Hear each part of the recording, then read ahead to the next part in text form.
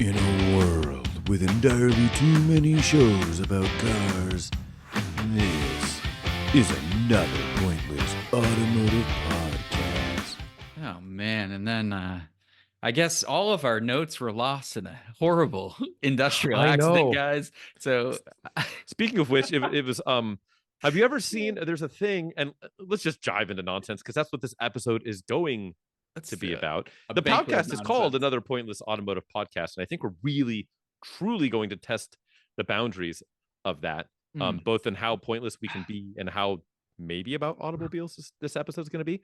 Yeah. But what I was going to say is, have you ever seen there's like I think it's just like a web-based whatever, not even an app, it's just web-based, but you can go to, it's like Break Your Own News, and then you can just like type it, you can upload an image for like the lead image, and then you can have like a headline and then like a subtitle, and then you can just fill it in with whatever you want. And so back during fantasy football, or I should say regular football season, but for me it's fantasy football season, yeah, I would always like break out like, oh yeah, did you hear that, like, Alvin Kamara lost his genitals in a freak like meatpacking accident, and like put like a fake headline together and send it to whoever's got them that week. Yeah, so industrial accidents, So they're yeah, real, yeah. and also a great point of comedy in my life. How about you? Yeah, I guess. But yeah, we don't have any notes for this episode, guys. It's gonna be We're shooting open from the hip, mic. boys. It's gonna be shittier than usual, which is a very fucking low bar, but we're gonna limbo beneath that with expertise. Yes. What can we talk about? We'll keep it How about this? pointless but automotive in nature. I think that's you gotta rein Well, ourselves in. I like that. You said expertise. If you were to pick like one thing in the world of automobiles to be your specific area of expertise, what would that be? Would it be like buying ship boxes? Would it be selling ship boxes? Would it be buying nice cars? Would it be Done. timing belt services because people ignore doing those? Would it be extracting broken bolts from heads, like studs from heads, or brake rotors? Like what's your thought? So is this in addition to the skill set we may already be equipped with, or is this just like this is it? Like if someone was to come to you and be like, hey man, what is the one thing you are most expert at today in the world of automobiles? Go. Zero things. Zero things. Truth. I mean, I do a lot. Jack of all trades, ace of none.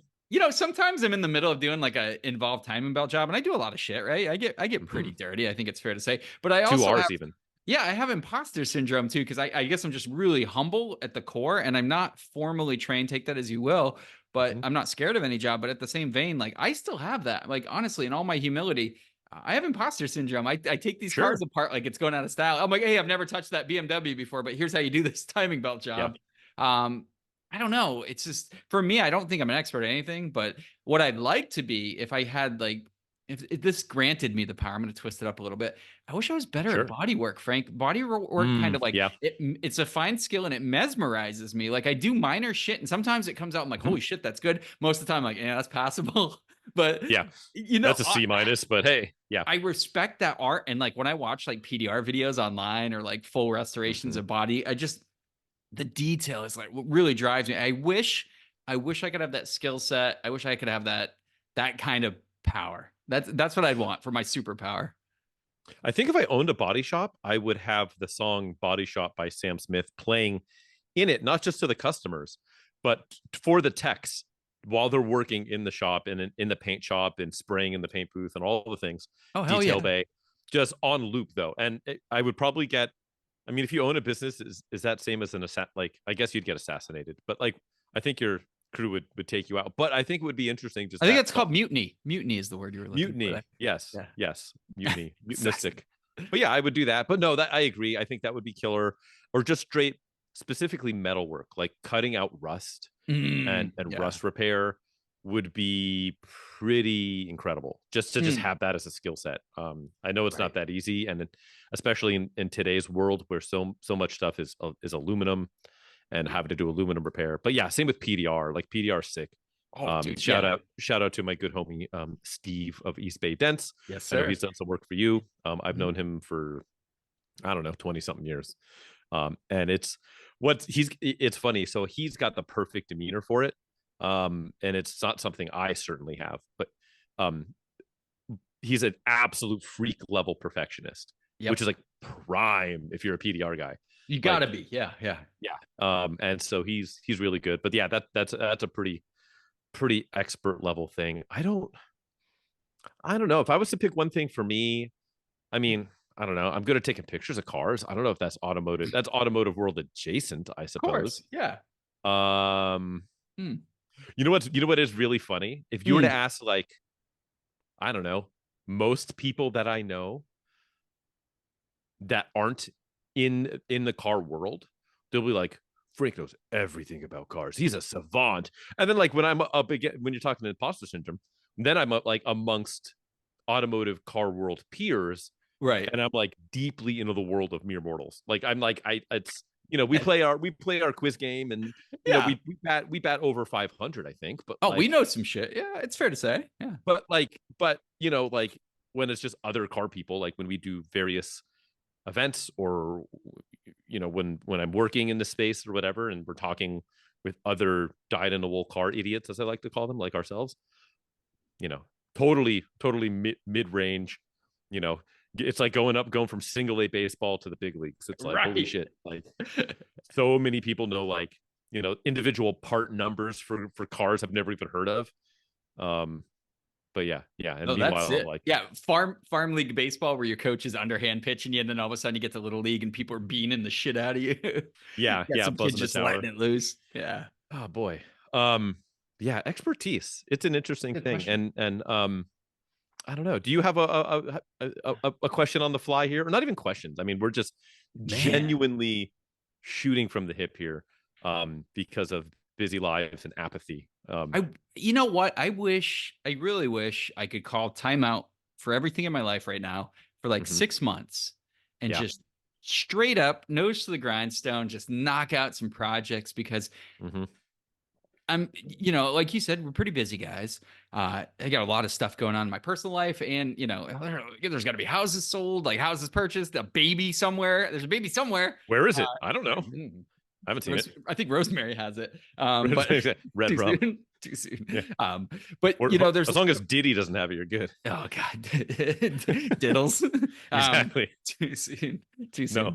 No, roast that guy. Did they find him?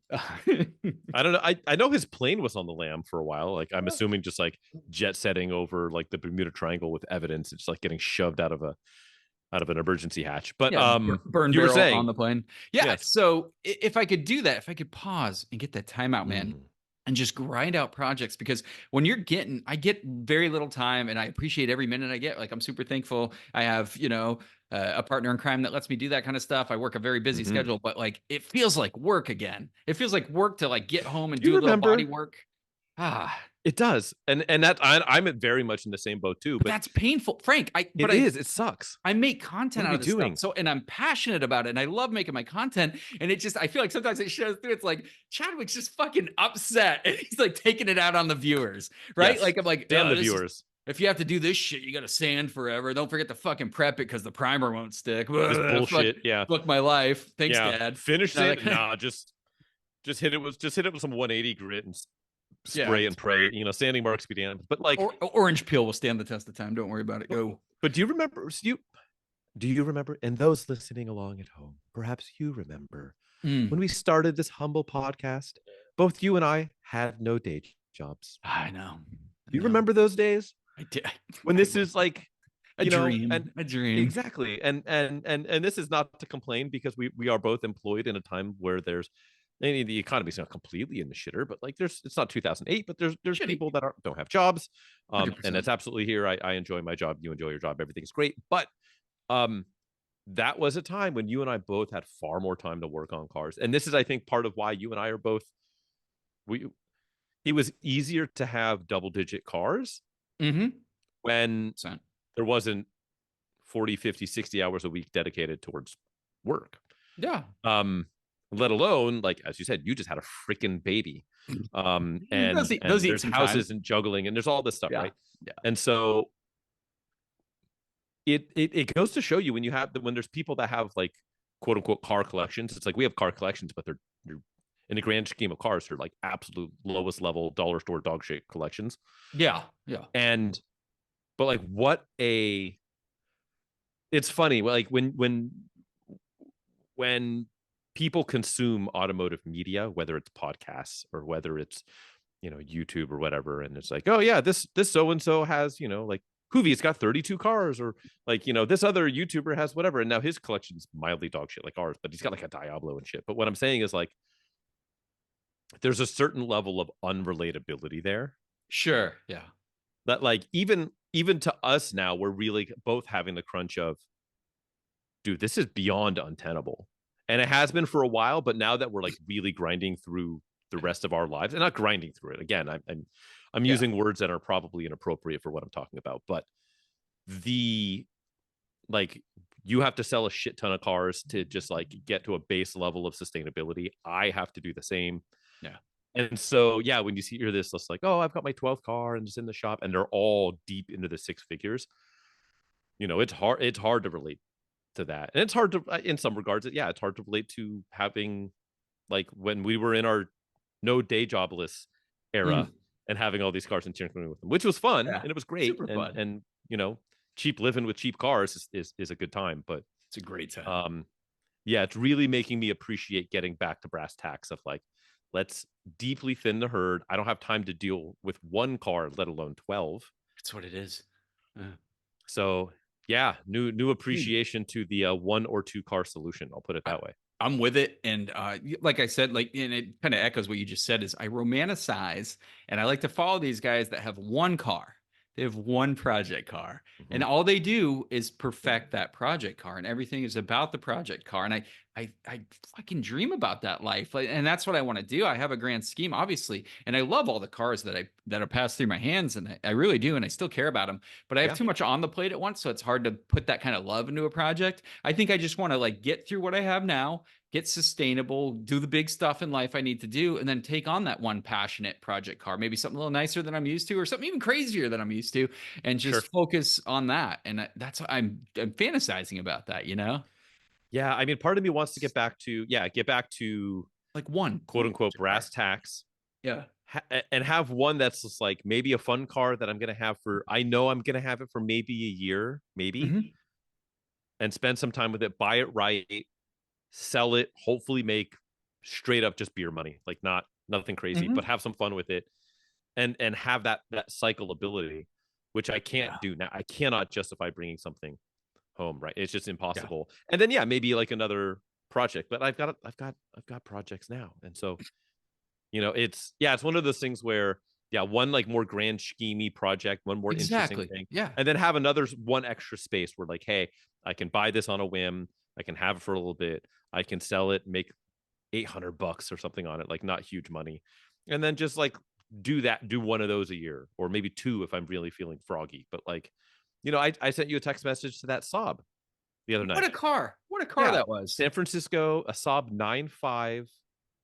Not the Aero. It wasn't an Aero, but it still had the 2.3 turbo, 5-speed manual wagon. Very cool spec. It had what, like 120 something, 27,000. Very reasonable miles. Very ran well. Had a couple of dings because it's in San Francisco, but $3,500. Great, and cool car. If I had half the number of cars I have now, or less than that, I would have been like, I'm messaging this guy now. I'm going to try and scoop this thing. I don't care if I'm paying asking price. And it was smogged, like ready to go. Yeah. Can't do it now. Just can't. And that's a shame. If I didn't have that sweet ass manual TSX behind me as my daily, that would have been a perfect candidate, right? Like I probably would have put some work into it and got it up to snuff, but that would have been pretty cool. A cool daily. But that TSX kind of does everything it does too. So it's not even a daily. Just have it for a little bit, tinker with it, do some minor work just for the sake daily, for the walls. That's a fantastic and then like move it to someone else for $5,000 for their daily, like right. And just tinker with it and have some fun and check it off the box, right? The Saab turbo manual wagon. Gotta do it. Gotta do your day. Yeah. And so not to go full DJ Khaled suffering from success meme, but man, I don't know. Anyone want to buy a 924? There's one right here. You got a couple, buy one get one free. The BOGO. Dude, It's so true though, but like yeah, as I grind through the bodywork on the NX, it's getting close, right? Bodywork's Yeah. always my last thing. You know, you get your mechanicals sorted I first. can You do see it. your I can see it tagged and bagged in the background over there. yeah, doing the spoiler first just to test the paint, see how the quality is, and Mhm. I might do some panels after that. We'll see how fucking silly I want to get, but great car, and you know. I can't wait to move that one on and move past it. But just like, yeah, the idea of having like one project, I'm going to keep a couple cars, right? Like the ZR1's probably going to end up a long term, and that's going to be a big project That in thing's itself. cool. Yeah, It's just it's worth keeping for me, and maybe not for value. They'll probably appreciate a little bit, but those will never be big dollar cars. And it's just a cool car. And then my Galant, I'm kind of like in a rut with just doing stock restorations. I did the one I sold to you, like a full yep. stock resto, and what a lovely car that turned out to be. But I kind of want to do subtle, sneaky street mods on this one. So like suspension, I want to do like maybe a slightly bigger turbo. I was gonna say, does that still have the 14B in it? Oh, it's full. It's factory. It's just like literally the same as yours. It's fully factory stock, but I really want to just. I got some really cool like shocks and springs I want to put on it. I got some AGXs with some lowered springs, H&R springs, and I want to just do the subtle street mods that just increase the drivability. And like a 16G on that car is absolutely perfect. It's not too much, and you get an honest power boost, and it keeps like its stock characteristics. So Yeah, might happen. Just say I just hustled mine yesterday for the first time in a while, down my little road, because I just shot like the driving video portion of the video for the auction, which bittersweet. But I pushed it hard for the first time in a minute, and I was like, it's still good. But it did remind me how soft that suspension is, even with like I did the AGX on it, right, in the softest setting. Yeah. But like I don't remember what I last drove that road in hard. Wait, it might have been the S2000. Did you do the adjustable AGXs on that? Yeah, I did it after the rally. I did it after the rally, but before I drove it down for Doug to do his video with it, because it was like, wow, I forgot. When I picked it up from you, I was like, wow, I forgot how soft the suspension is on these. And then I did tires, and then we took it on the rally, and it was like, oh, it's more than just soft. These shocks are gone, hammered. They weren't blown, but there was just no valving left in them. They were just there was fluid in them. Yeah, that was about it. Because they were. I mean, it was bad, and so they were holding the control arms to the chassis. But then the difference after I put the AGX, and I have them dialed all the way to the softest setting, which is supposed to be close to stock, and like the softest setting. And I remember afterwards, like, dude, this is such a night and day difference. I was like, wow, this thing is like firmed up so much. It's crazy. And then, like I drove the day before I drove the Galant again, I drove the S2000 and driving it around. And then I got back in the Galant and I hustled down this road. I was like, oh no, it's still pretty soft. Like it's dampened right. Really good. Yeah. But it's still like you can hit bump stops. Like it's still, that's like, why, if you're leaning a turn and you hit a hard dip like in the turn, which this road I took it on is kind of dog shit. The stock springs aren't the most desirable. When you put like a good H&R, it's a slight lowering spring, but a really thicker spring. Really, it's like that big sway bars would kill on that. It does. Yeah. Yep. Yeah, white line adjustable sway bars and that, and you're golden. Good stuff. Yep. Yeah. Good grip. Australia, right? Aussies. Yeah. I think. Yeah. White line. Yeah, it's good stuff. That's what I'm running on the NX too. I love their stuff. But yeah, the Galant doesn't take much, but a little 16G with a little fuel pump and slightly bigger injectors, and it has the stock power delivery. It just adds like, I don't know, 50 horsepower or so. That's it. Yeah. Yeah, that'd be killer. Changes the car. It's just like W or X levels of performance, but with just way different feel and attitude and aesthetic. Just the aesthetic difference is crazy. So and it can look bone stock too with those mods, which is the best part. If you do it just right, boy, that's probably going to be the plan for that one. But I'm keeping that in the ZR1, and I'll have a daily. So I'm fire sale the rest, huh? Yeah, the rest is going, man. So there's some big projects in there, but yeah, and that will open me up if I do see that deal where I can just not say no. Well, I'm always trying to open you up. What's that? I'm always trying to open you up. I know, dude, but I look myself, right? I have like a rotating list of about 30 cars I'm tracking on Marketplace. So it's hard. And like that Grand Am, honestly, if that person would have responded, I would have bought him. It's a 16,000 mile Grand Am GT. And it was one of my first real cars that I bought. I bought a Grand Am V6 and a 98, and I bought it in 2000 for like $9,000. It was like the Oh first boy. real money I spent on a car, right? Because Mhm. I owned shit boxes before that, and I've owned shit boxes since. But it's just like it was mint, dude. 16,000 miles, white. They were asking what, Brand $4,200 MGT. or something? Yeah, or Yeah. best offer. So I mean, The BO. 16,000 miles though, dude. That's fucking out of this world. It had to And be it was the a lowest mileage. 3.1, right? 3.1 auto. 3.1. Yeah, good little power Yeah. plant. It's just fun little car, and they look great. That car looked Mhm. super cool. So Yeah, those are cool. I'll Wait still on, find wait on, wait. stuff. Yeah, I'll still find stuff like that. But What would that be it? So let's say you thin the herd, you're down to the Mhm. cars you just stated, you've got all this, you're flush with cash and time somehow because reasons unknown. Yeah. And you do want to like, I want Hmm. X as a project, Yeah. not a Model X, but like, what would you map out? Would you like, I'm going to do an overlander, or I'm going to do a rally build, or I want to do like an SCCA fighter, Mhm. you know, or just a rally for like road rallies and long-term stuff. Like what's your thought? Like what would you piece together? That's a good question. I mean, even so, realistically, plan of attack would be get through what I want to get through and sell now, and then actually work on the cars I'm going to keep and actually have them drivable instead of just Sure. parked in a garage. Like I Yep. want to do that Galant. I'd probably do the Galant first, even before the Corvette, and just Mm-hmm. get that exactly like I want it. And then it can do rally duty. It'll be with those mods. How freaking Yeah. amazing would a Galant Kill. VR4 be? It'd go anywhere, right? Mm-hmm. And that would be a good like fun car. And just I would never get rid of that car. And then the ZR1, so I can enjoy that. And Mm-hmm. then I take on a project, probably something Really? oddball Go because Miata again? Or you want I don't know. oddball? I might be meowed out for a little while. They're really pricey right now. Like clean NAs. Oh boy. But I'm always gonna have a project to generate content. So I don't know. I think I'll probably get something like an old Pontiac Grand Am, or I want a quad four. If I find a quad four, a Yeah. manual quad four, I'll secure it. It'll probably be Mascot of something the like pod. that. That's just kind of my flavor, right? That's the kind of the Mm-hmm. stuff I deal with. So that's what I'd be hunting for once I get through the ZR1 and VR4.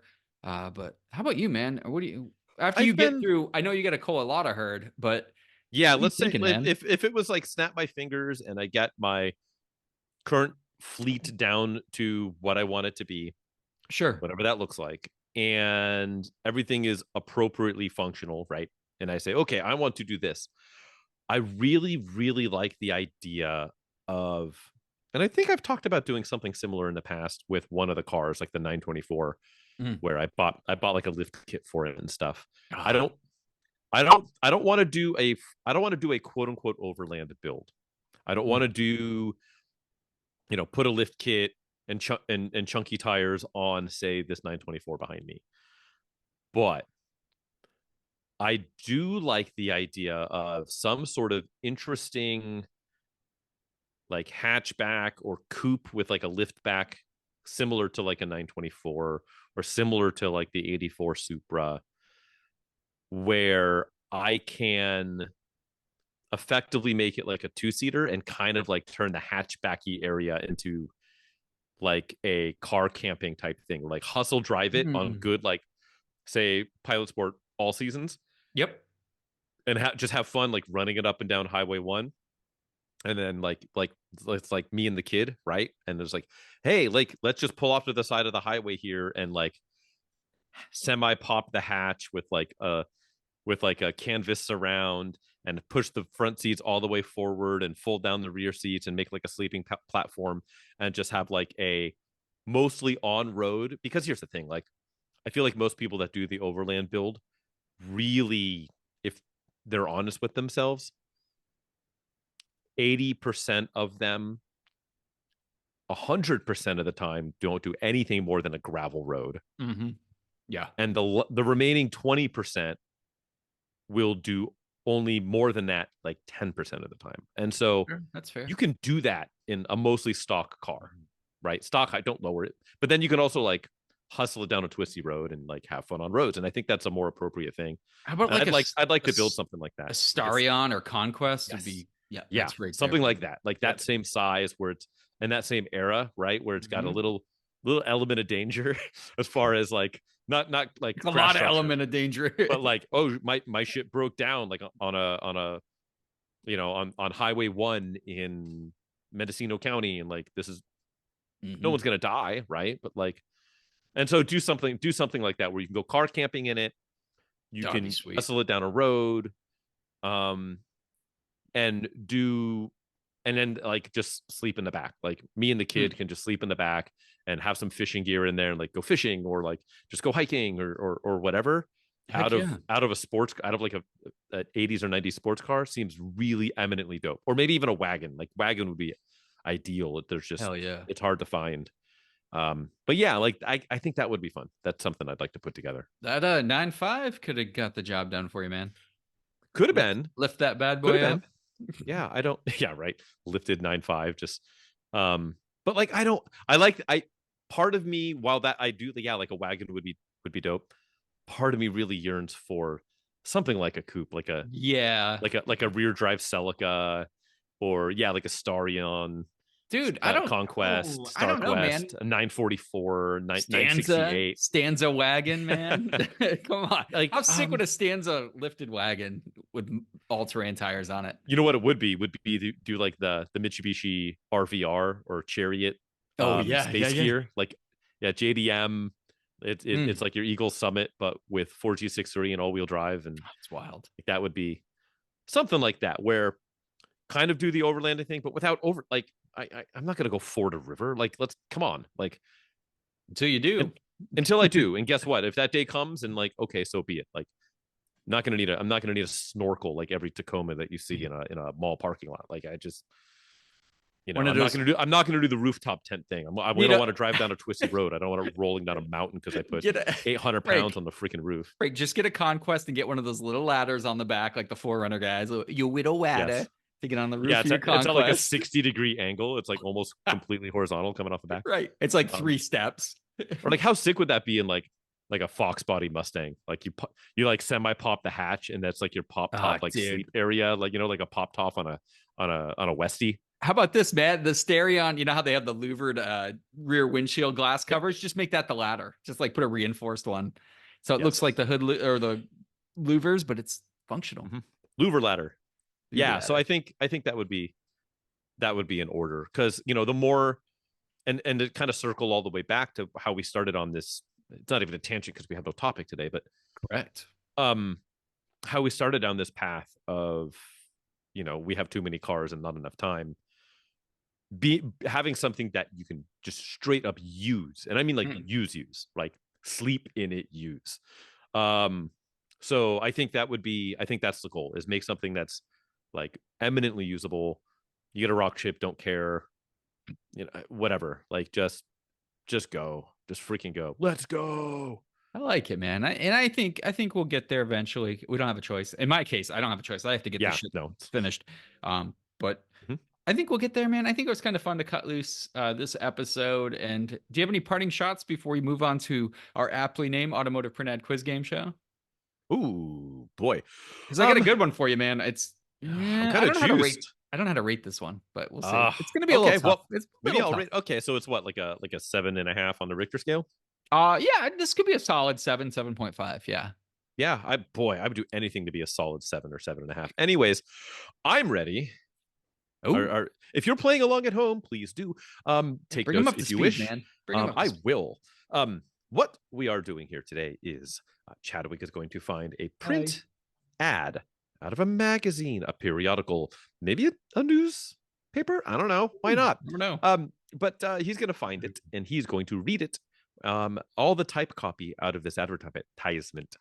He is going to remove mentally maybe any overly identifying bits and pieces as far as make, model, and model year. It will then be incumbent upon me to guess the make and model and ballpark-ish year, call it this generation, of the vehicle that he is talking about. I get 3 guesses. I get 10 minutes once he has concluded reading the ad. And yeah, this should be good. I can ask for hints if I need them, but I don't know that I will. So I'm both ready and pumped. Chadwick, how are you? I am aptly pumped. This is a pretty fun one, man. It's a single page spread. We have the vehicle drivers, front corner, 3/4 shot that we love and celebrate here on this quiz game. But it's interesting because there are 2 observers of this vehicle on different levels of a high-rise building looking down on it. So well, something maybe I'll different. look down on it too. Let's see. Yeah, I think we technically all as a society look down on this vehicle. But Huge hint. blank.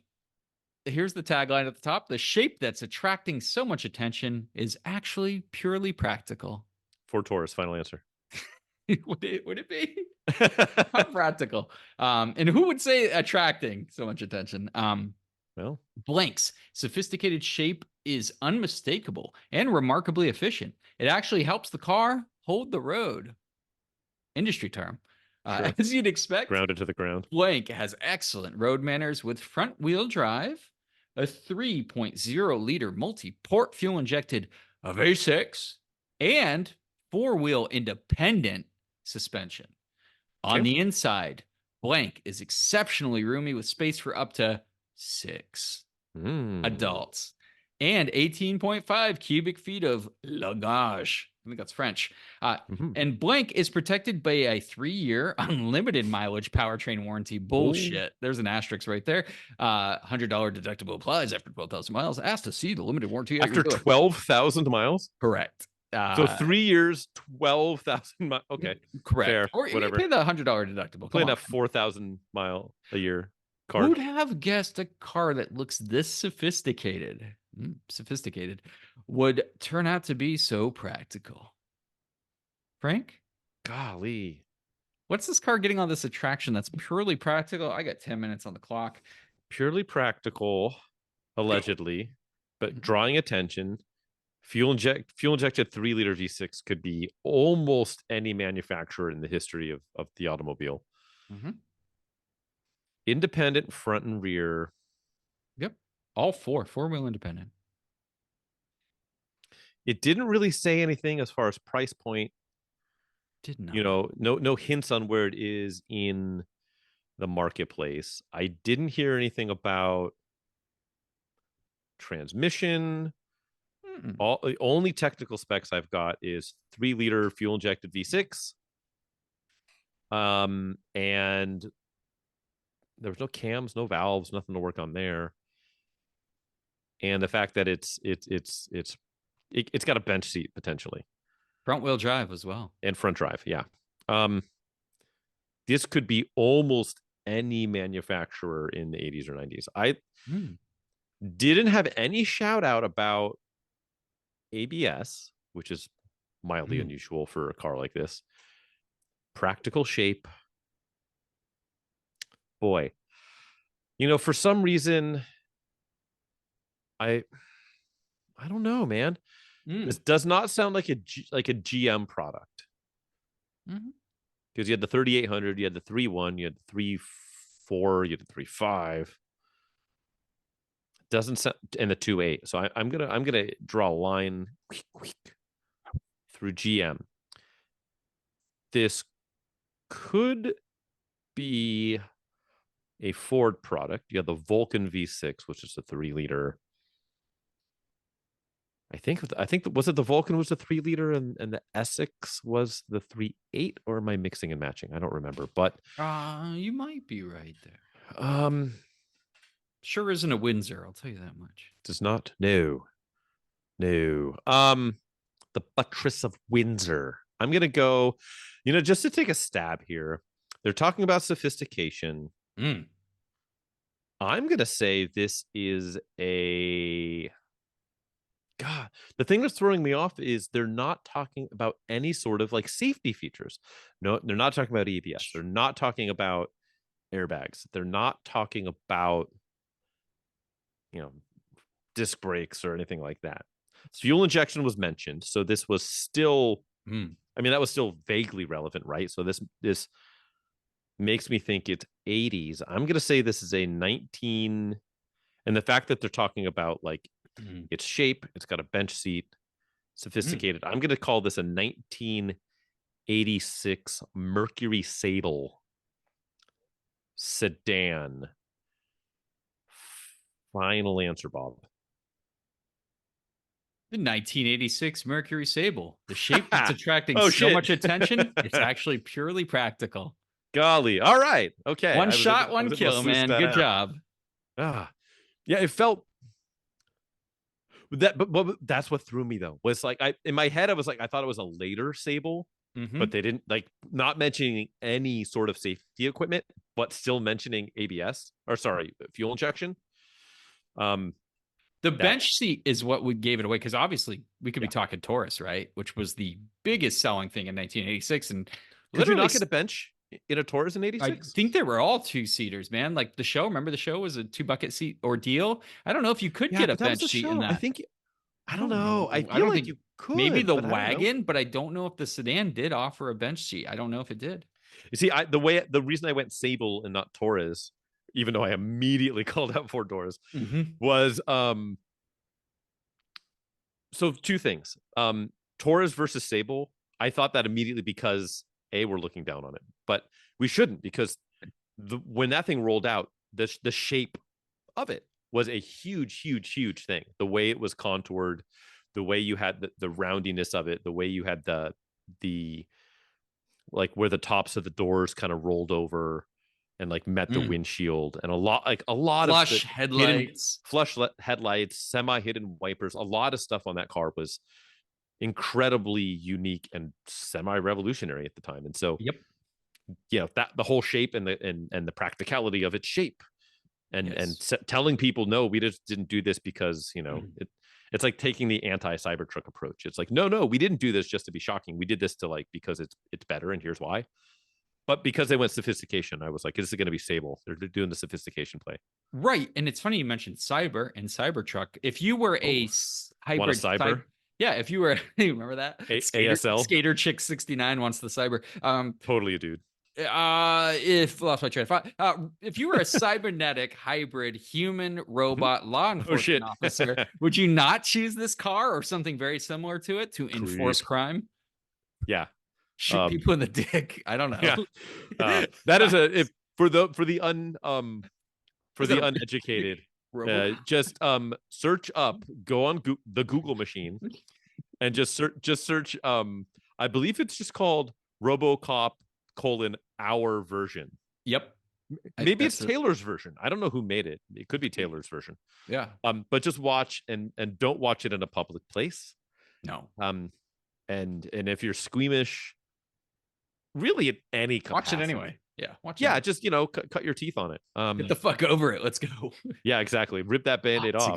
Yeah, it's a good one. There's a lot to take in. Damn. So do recommend. And RoboCop was really, let's be honest, it's like a B horror movie of the 80s, and it's so damn good. Well, I went back and watched it like 2 years ago, and it's still good. It's just a fun watch. It's so over the top, dude. It's so the only bit that I've gone back and watched recently, other than exploding genitals, is the scene where the toxic waste one, where the guy's face gets melted. Oh, never mind. No, the scene where they're like having the board meeting and they're like showing off to the dude about what is it, like it's called like Ed 3000 or whatever, like the murder robot's called. Yeah. And it just like lays into the dude who's like trying to like tell it to like stop commanding, and it just love and it. It's just like 1,000 squibs going as he's like, and the guys are just like, well, that happened anyways. Like they don't even react. They're like, well, that sucks for Steve, but anywho, yeah, quality film. I should go back. How many of those did they ultimately make? Dude, they made a few. There were like video game and comic book spinoffs, RoboCop versus Terminator, which was super fun. If you really want to get crazy, but it's worth it, dude. It's a good cult classic to go back and to revisit. But is that statue in Detroit still there? Remember they made like they made a RoboCop statue. I forgot. They were like, oh yeah, everyone vote for the national hero, the citywide hero of Detroit.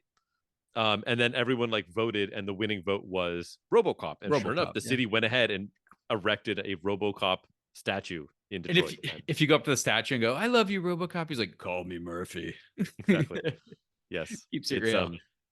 It's good. Who would we're here just real quick before we get on down the road. We got some time to kill because I got it right.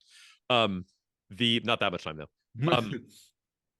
Who would, if they were going to do this same thing for, let's just say San Francisco, because we're Northern California and that's just the closest landmark. Who do you think would be like the semi comedic RoboCop-esque answer for who would be, who would we vote for to erect a statue there.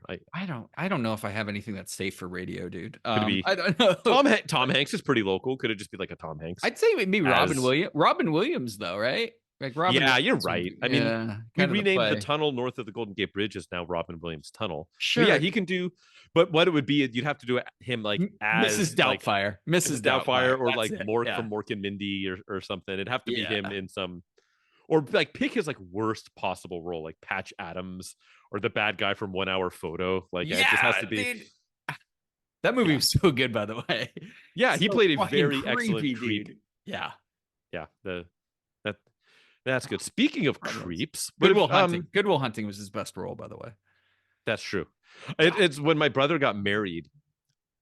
We were joking that so he did the Independence Day, Yeah, the you were speech from saying Independence that. Day at my wedding, and the joke was like, okay, I have to do another monologue from a movie at your wedding when he gets married. And so the joke was always that I was going to read the monologue at the end of Team America World Police, which didn't happen because That's good. It's a little bit too spicy. It's a little raunchy. It's a little. It's little. Yeah. If you haven't watched it, it's Googleable. Go find it. But I ended up doing the monologue from the coach's speech from Miracle, the hockey movie, Coach Herb Brooks. And so that was good. It went over. I bought like a whole getup, like early 80s, like what he wore in the movie. I found some shit online that was the same.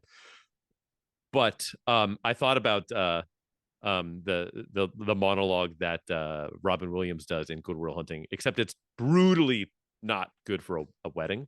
No, because he talks about his like wife dying and shit. I'm like, yeah, probably don't want to do that. But it was on the short list of things to do. Anyways, how you like them apples? I got a number. Yeah. Yes, great movie though. God, I love that fucking movie. Speaking of slaps, what have you been slapping away at besides your own package there in the garage? What have you been working on? My veins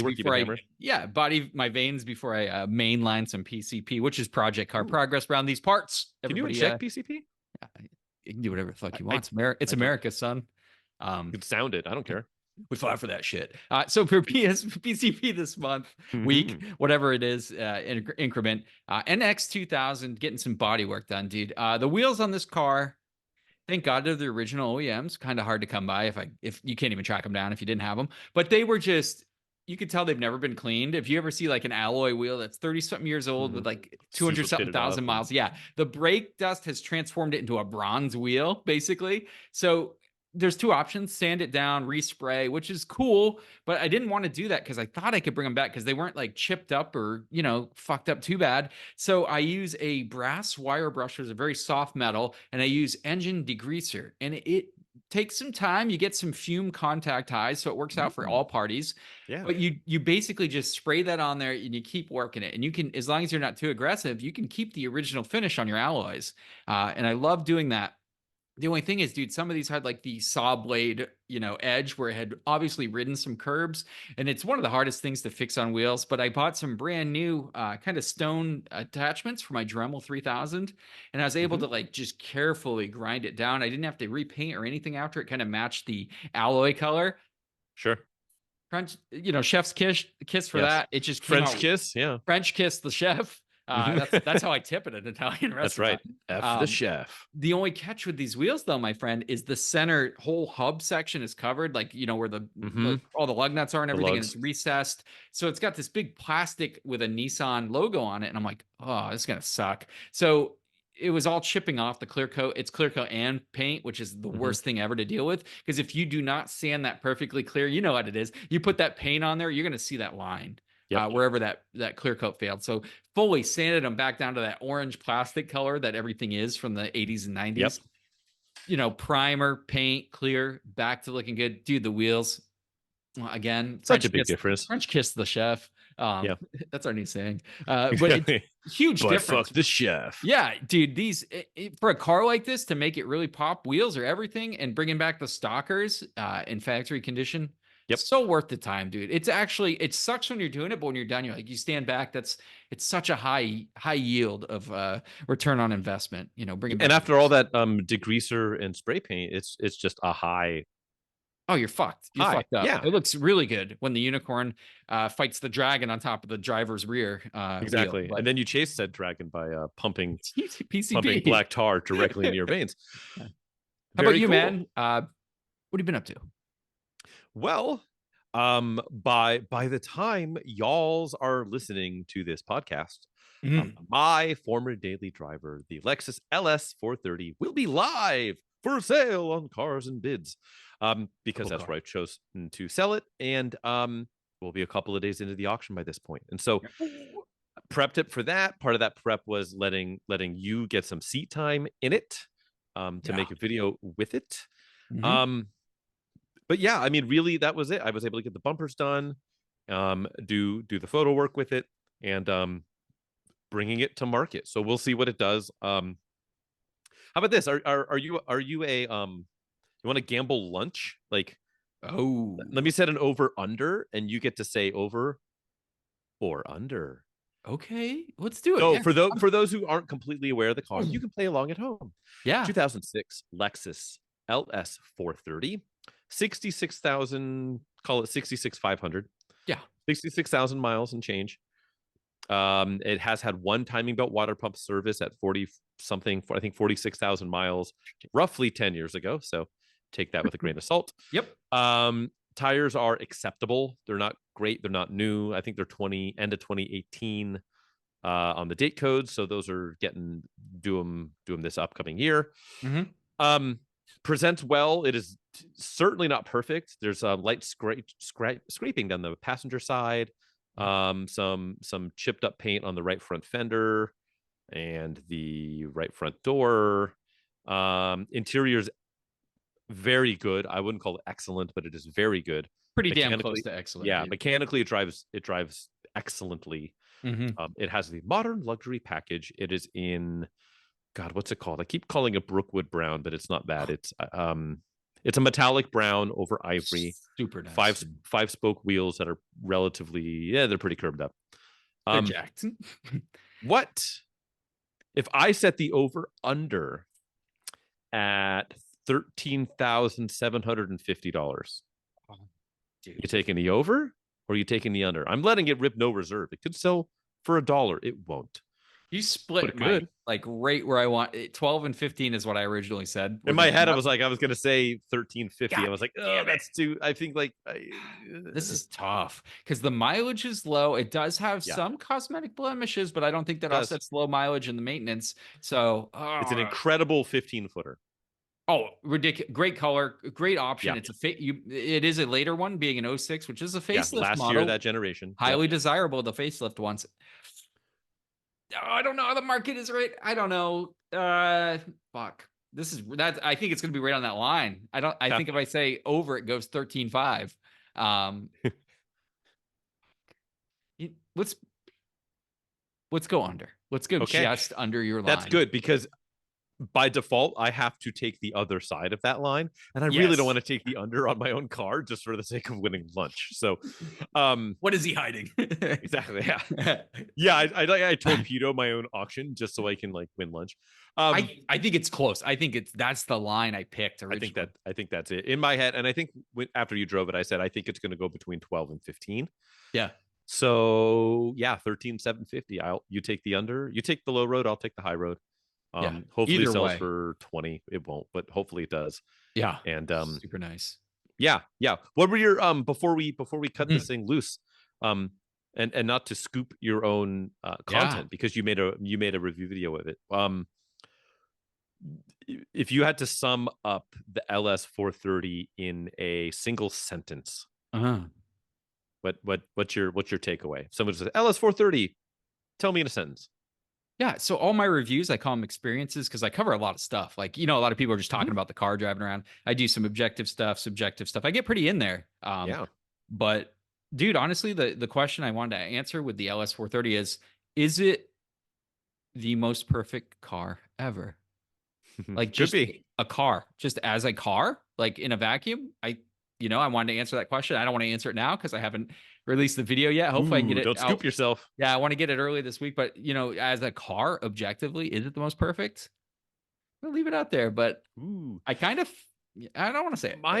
My thing with that car is, especially since now that I've spent as much time with it as I have, I bought it with like 56,000 miles on it. So I put about 10,000 miles on that car. Mm-hmm. And one thing that's abundantly clear about that car, that generation Lexus LS, was the level of attention to detail in the engineering of that car. Unbelievable. Is pretty extreme.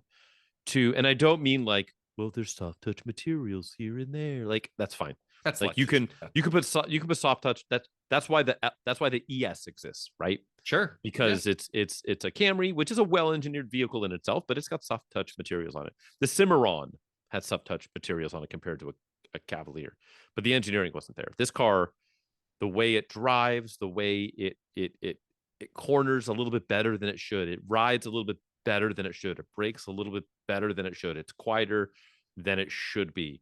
And it's all like comes down to just feeling the quality of engineering and the level of thought in every aspect of the production of that car. And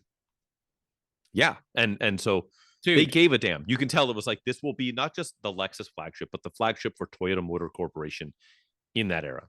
And I focus on this, and like, I don't want to drag too long here, but I focus on that because it's really easy to look at the engineering. Everybody knows the marvel of LS, how it got Lexus on the map, how they have always been a value proposition for what they do. They crush the competition. They're better in almost every way than what they were benchmarking.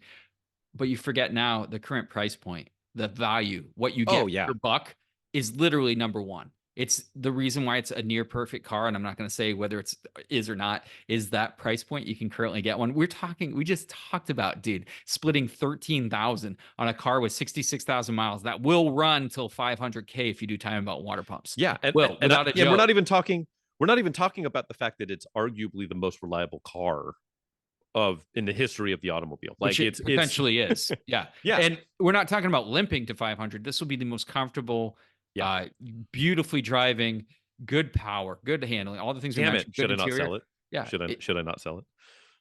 I'm just saying, for the price point right now on these cars, and I'm pounding my desk. That's it. That's probably the number one factor we all skip over is the price point of these things. And you can go get a cheap one, and guess what? It's still fucking amazing. Yeah. Yeah. Unless it's like amazing. What do you want out of your car? Incredibly abused. Yeah. And honestly, like, they got to the price point where a lot of them are pretty abused. Like this car, this one of mine, it was a one owner car till I got it. And now that guy was 1 million years old. So it's got some cosmetic issues as we alluded to, but, what a machine. Yeah. Well, I can't wait for the recap because the next one we record will be done with that auction. So it'll be super fun to recap what happened. It is. We can see who's buying lunch. I don't know. Maybe we'll drag it out another week. We'll see. I love it. But cool, man. Well, thank you for going on an unnavigated, like, mapless adventure with us, because we came in here with nothing to talk about. So thank you for participating in that. Not just you, Chadwick, but you, the listener. Yeah, thanks for helping me out, guys. So if you want to digitally stalk us, I am Frank. Hi. I'm available to be stalked upon. And that's going to be at the Photographer's Garage on most of the things, mostly Instagram, occasionally YouTube, never whatever we're calling Twitter nowadays. Chadwick, say hi, Chadwick. Hi, Chadwick. Hi. Where can the homies find you? You guys can find me on the YouTube's Auto Obsessive Garage for those rescues, restorations, and reviews. Soon to host the LS430 review, which I'm actually super pumped. I think it's going to be a big one, guys. So. Check it out. Frank's awesome car. Thanks again for letting me review that, my friend. Oh, yeah.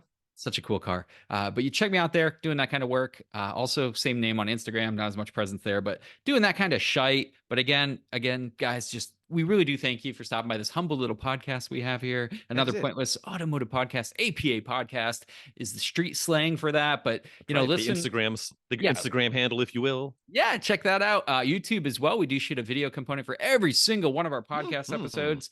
So please, we need to pay our editors some year. So just stop by. Who should we tease? We're supposed to have a guest next episode. So top secret. Come check it out, and unless we get blown off, which is very possible. So check that out in a week. Totally a real week. And until then, thank you, friends. Yeah, as always, take care. We love you. That's it. Happy trails. Yes, that kind of happy trails. Bye. Nail trail.